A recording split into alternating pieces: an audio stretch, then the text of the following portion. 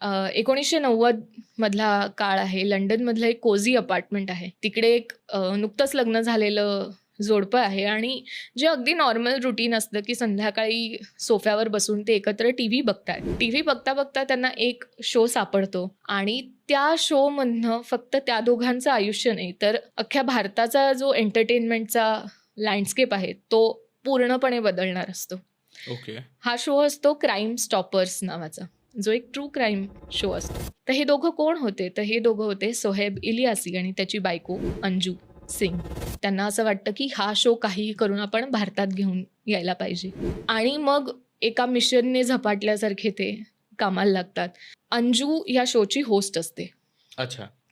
आणि ते pilot episode shoot करून लोकांकडे प्रमोट करायला जातात आणि खूप रिजेक्शन झाल्यानंतर, कारण फॉर्मॅट नवीन आहे, एक कंपनी असते जी त्यांना हो म्हणते आणि ती कंपनी म्हणजे झी टीव्ही. ओके.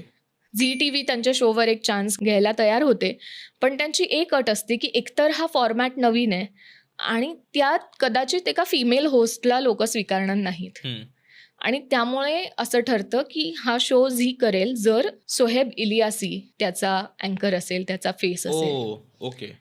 आणि ते हा शो करतात आणि देन त्यांचं आयुष्य होतं. त्याला एक वेगळीच कलाटणी मिळते. फक्त त्यांच्या आयुष्याला नाही, इनफॅक्ट झी टीव्हीच्या आयुष्याला पण एक वेगळी कलाटणी मिळते.